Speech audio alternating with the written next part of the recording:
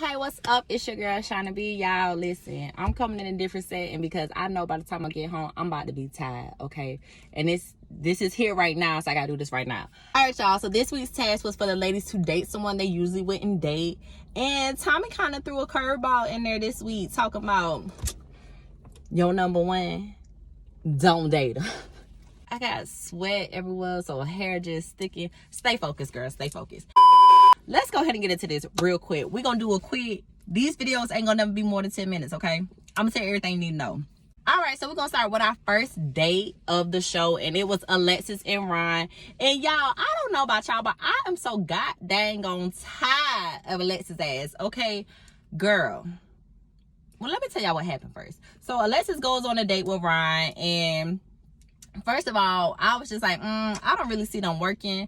With Alexis, this is a game. He is a game to her because she knows other women are interested in Ryan. So therefore, I feel as if, you know, she's doing things that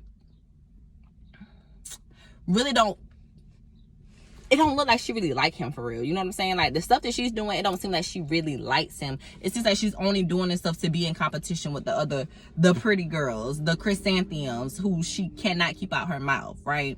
So Ryan and Alexis, they have two different backgrounds, faith-based. So she's more structured in Christianity, while he has a a more free spirit about him. Now, faith, money, and politics, we all know, are things that people get heated about. So I would love to see how that would have something to do with them if they do happen to make it or move past his dating situation. But y'all, I think her and Alex would probably be a better fit because they both kind of like conceited.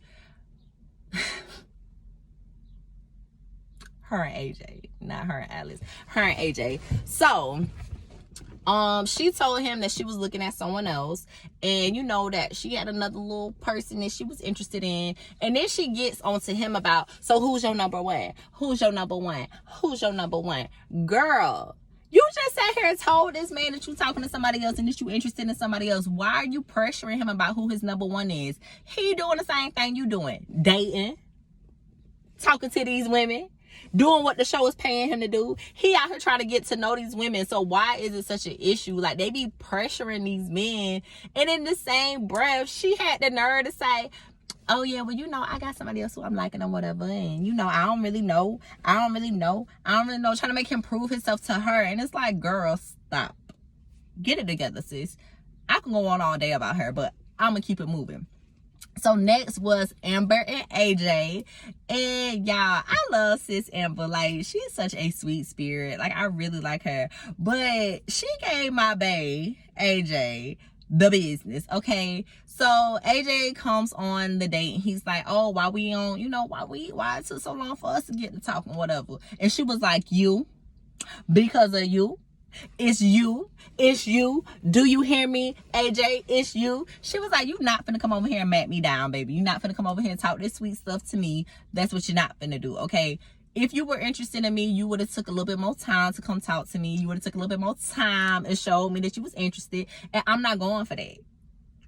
And that was the date, sis. Like, when I tell you Amber shut him down, she shut him down. And then they end up having a conversation about the fact that words and actions, you know what I'm saying, are completely different. So sometimes people say shit, but people don't really move on the shit that they say. Wet thoughts, baby, wet thoughts. Like, I hear you thinking this, you telling me you thinking about this, but is you putting any action behind it? Amber say she ain't for the foolishness, okay?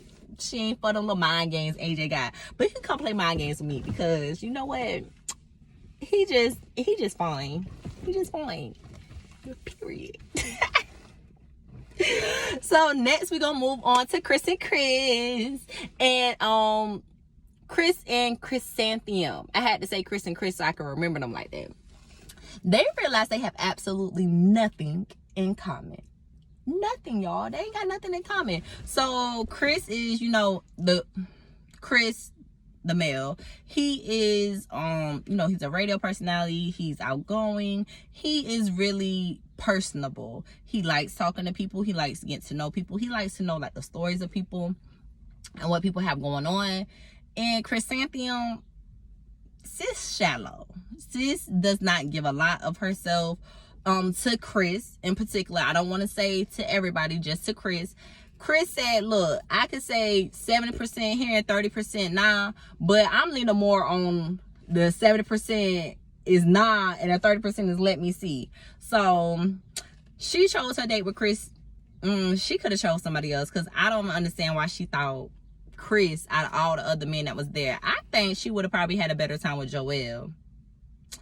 Probably so, but I don't get to pick the people. She did. We're gonna move on to our next couple, which was Amber and Joel. Amber had all the dates, okay? Amber had all the dates this episode, okay? So Amber goes on a date with Joel, and it's real cute, y'all. They real cute. Joel gave her the red carpet treatment. Now he did bring up the fact that they have like a 10 to 15 year, he didn't say the exact amount of years, but a 10 to 15 year age gap. And I was just like, oh, okay. That's interesting. That's really interesting. I mean, I personally have dated somebody who's 8 years older than me, so but 15, bruh, like, do you know how much stuff changes in 15 years? Like, 15 years ago, we ain't had these fucking iPhones. Like, that's how much shit changes in 15 years. You see what I'm saying? We couldn't video chat. We ain't YouTube. We ain't Skype. We ain't Google. We ain't nothing 15 years ago. So 15 years is a big gap. Definitely for somebody that's like in their late 20s. Like, sir, you grown, girl. He has 2 children, and he was asking Amber how she feels about that.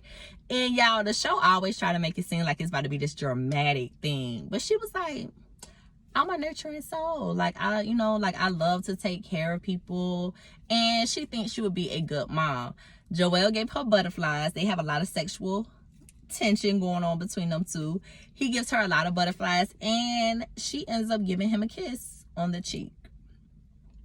Now, although it was a kiss on the cheek, sis actually feels bad, because she was like, she hasn't kissed Chris, and Chris is like her main focus. She really likes him, and she hasn't kissed him. So, she kind of feels like she cheating on him, which that's why Tommy said what he said. Like, women, like, we like to be locked in on one person instead of dating like how the men date. So I'm so glad he gave them the exercise this week of dating a person who's not your number one. She now sees that she has feelings for Joel. She's kind of liking him. She kind of feeling him and what he got going on. And now sis got some options to deal with, okay? And hopefully she can choose the right one for her. The next couple was Liz and... who did Liz go out with?